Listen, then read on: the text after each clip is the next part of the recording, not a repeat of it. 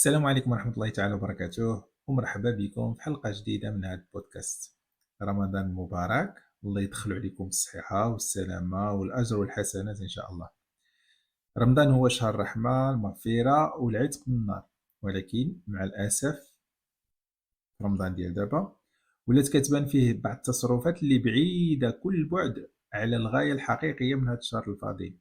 وغادي نحاولوا اليوم نهضروا على هذا الموضوع، نتعاودوا بيناتنا رمضان هذا العواشر هذه، نحاولوا ان نصلحوا اللي نقدروا نصلحوه وننبهوا الناس وحتى راسنا الحوايج اللي خصنا ننبهوا ليهم. رمضان كاين اللي كيشوفوا فرصه للتقرب من الله سبحانه وتعالى والقيام بالاعمال الزوينه، وهذا هو الاصح. وكاين اللي ولات عنده فرصه للتباهي بالمظاهر. الهدف ديالنا اليوم هو اننا نشوفوا كيفاش نرجعوا لهذا الشهر الكريم المعنى الحقيقي ديالو. الا حاولنا نصلحوا ولو غير 1% راه حنا رابحين من هذا البودكاست هذا. مع الاسف غادي يخرجوا شي اشكال في هذا الشهر الكريم اللي ما كيبانوا غير في رمضان، اللي حنا كنسميوهم المرمضان. اللي كتهضر معاه كتلقاه على سبه وهو معصب، تمشي للسوق كلشي خصو غير تقرب عليه، تمشي للخدمه كلشي على سبه، تكون غادي في الطريق كلشي معصب وكلشي كيكلاكسوني، تقول بنادم صايم بالجميل ومنفخ. كنساو بان رمضان ماشي هو الصبر على الجوع والعطش والكارو الا كنتي بلي، وانما راه خاصك تقدر تحكم في الاعصاب ديالك، في الاعمال ديالك. الصبر راه ما بقاش كيدور عند الناس في القاموس ديالهم. الغايه ديال رمضان ولات كتر شو وشوفوني راني صايم، كتر من الروحانيه اللي اصلا راه ليها دار رمضان. ومن بين هاد المظاهر هادو انا راني متاكد بانكم راكم ديجا شفتوهم قبل البدايه ديال رمضان، هما هادوك الاشكال اللي تينوضوا في انستغرام، في الفيسبوك، في تيك توك، فين ما بغيتي، يعني اشكال غريبه. مثلا في الدول الغربيه بحال فرنسا، والله الا كتحشم كتلقى السيده يعني بفولارتها محترمه، تشوفها ما تعزلها غير هي من ناحيه ديال الاحترام، وجاره موراها شاريو فيه 30 قرعه ديال الزيت. واخا تكون غادي تدوش به ماشي غادي طيب به ولا تقلي به شي حاجه، راه كيعطي واحد الانطباع خايب عند الغرب. واخا اصلا حنا راه الصوره ديال العرب بصفه عامه عندهم راه خايبه، وحنا كنزيدوا بهاد المظاهر هادو، كنزيدوا بهاد الحركات هادو، كنزيدوا نكرهوهم فينا كيف تنقولوا. راه شتي والله ملي كتشوف بحال هاد الفيديوهات هادي كيعطيك احساس بالجوع والحرب. الله يستر، ماشي راه داخله رمضان، راه داخله تحارب. هادو من جهه، وكتلقى من جهه اخرى هادوك لي زانفلونسور وسورتو لي زانفلونسوز اللي كيتسابقوا باش يشريو طنجره جديده ولا يشريو مواعن جداد وتيزيدوها بالديكورات ديال رمضان. الواحد كان واحل غير مع التقضيه ديال رمضان وحوايج العيد، دابا زادوك مصاريف وحده اخرى ديال الديكور ديال رمضان. واش هذا هو رمضان زعما؟ هو الديكور، هو سير شري طنجره، هو سير شري مواعن. الا انت ولا انتي انفلونسوز ولا انفلونسور عندكم الناس اللي تابعينك، حاول تاثر فيهم بواحد الطريقه ايجابيه. دير لهم شي فيديو اللي انت كتعاود فيه الناس اللي محتاجين، بلا ما تصور مثلا وجه هذوك الناس باش يعني تحرجهم وتنقص من الكرامه ديالهم، ولكن اعطي واحد الصوره اللي هذوك المتابعين ديالك يقدروا يقلدوك، يقدروا يتبعوك. ماشي تمشي تشري طنجره، ديروا تحديات ديال حفظ القران، ختم القران، شي حاجه اللي هي فيها فائده، لا الانسانيه ولا من الناحيه الدينيه تاخذوا اجر. كيف قلت الغايه ديال رمضان ماشي هي اننا نتنافسوا على المواعن ونتفخروا على الناس، راه بالعكس تماما. خصنا في هذا الشهر هذايا نتعاونوا مع بعضياتنا ونحسوا بهذاك الفقير، ماشي نزيدوا نبينوا له بان راه فقير ونزيدوا نحسوا بداك الفقر اللي راه فيه. يعني شوف راه كاين امكانيات تنشروا المواعن من رمضان رمضان وتنهزوا ونحطوا كل شيء، وانت راك فقير وراك فقير وما تيحس بك حد. راه العكس تماما ديال شنو هو رمضان. راه من الاهداف والغايات ديال رمضان هو الواحد يحس بالفقير واللي راه محتاج. ولكن دابا كيوقع العكس، راه في رمضان المصروف كيزيد ماشي عند اي واحد، وكتولي خصك تحط 7000 شهيوه في الطبله ديال الفطور، وتزيد العشاء وزيد السحور. الواحد كيولي يشري بواحد اللهفه بحال اللي الماكله غادي تنقارض ولا ما عرفتش شنو زعما غادي ياكل. والمشكله هو انه ملي كتوضى المغرب وكتحط داك الشيء، كتشرب كاس ديال الماء ولا داك الزليفه ديال الحريره، كتاكل شي شويش هادشي الا كليتي وكتسكى وترجع للور. يعني كاين الزايد في داك الشيء اللي حنا محتاجينه، والضيعه ديال الماكله، والثقل على اي واحد. وحتى الناس اللي نقولوا عندهم الشهيه محلوله، داك الماكله اللي تياكلوا نقدروا نقولوا ماشي صحيه. راه الرسول صلى الله عليه وسلم عطانا طريقه كيفاش نفرقوا الصيام. يعني هذيك التميرة والماء ولا التميرة والحليب يعني بالنسبة للحياة المغربية راه مزيانة، ولكن فاش كتأونشيني كتزيد عليها هاداك الشباكية وزيد كاع داكشي الحلو كاع داكشي الميدب وكتعطي داكشي الذات ديالك فواحد يعني الوقيت اللي هو قصير بواحد السرعة اللي هي كبيرة، راه الذات ديالك ما كتقدرش تتماشى معاك وكتولي كتعطيها خدمة كتعطي خدمة للذات ديالك أكثر من اللي هي ديجا قادة دير، يعني كتضر الذات ديالك. وحدة اللي هي أعظم القيم في هذا الشهر المبارك هو الإحساس بالفقراء.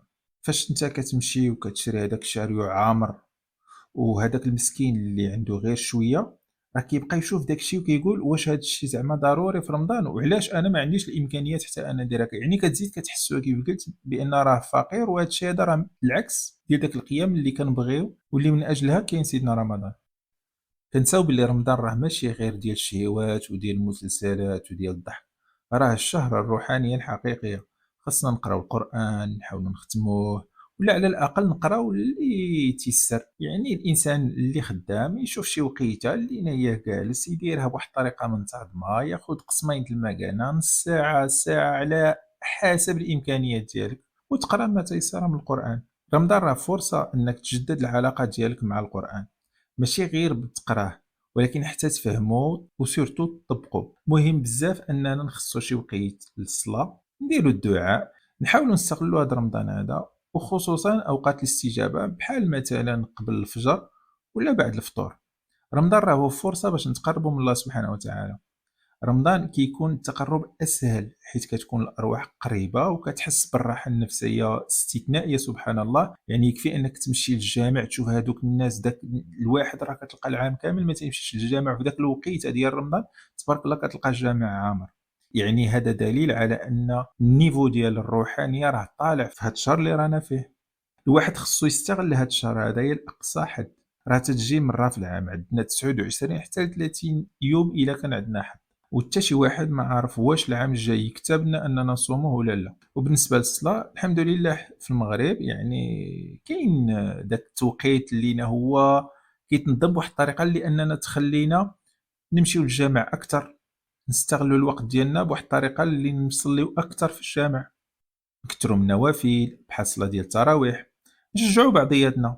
راه شي نوبات كدير تحديات تافهة اللي ما كتزيدك حتى شي حاجة، وفعوض ما دير شي تحدي زويون ديني واخا في الدار، لا راه ما كاينش قلال اللي تيديروه.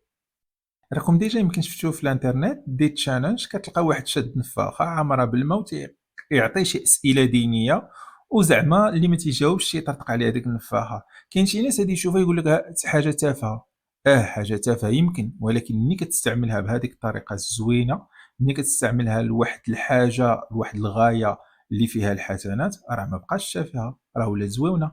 علاش ما نديروش بحال التحديات هادو في دارنا؟ ماشي كنقول لك جيب نفاخة وطرطقها فوق راس ولدك، ولكن أننا نديرو تحديات اللي هي زوينة، اللي هي تجيب شي فائدة سواء مع وليداتنا سواء مع عائلتنا. الحمد لله دابا مع لي ريزو سوسيو مع الواتساب مع يمكننا نطلقوا بحال هاد المسائل هادو واخا ما نكونوش في نفس الدار.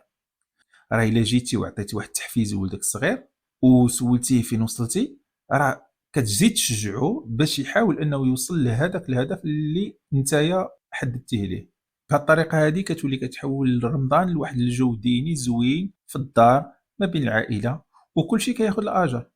راه شي نوبات كتلقى الواحد كيقول لك غنجيبو المغرب غنجيبو المغرب، راه ساهل أنك تجيب المغرب في هاد الوقيتة هادي، يعني في هاد الوقت في هاد الزمان اللي رانا عايشين فيه وفي نفس الوقت تاخد أجر. الحمد لله التليفون هذا اللي راك كتسمعني فيه راه كاين ملايين ديال الفيديوهات اللي فيهم إفادة، تسمعو تصنت ليه قبل المغرب، كاين قصص كاين مسائل اللي هي فيها استفادة وفي نفس الوقت راحة نفسية. راه ماشي بعيد أنه يكون السبب ديال هاد المرضين اللي تنهضروا عليهم هو هذيك ما عندوش الراحة النفسية، كتلقاه بعيد على شنا هو الهدف ديال رمضان.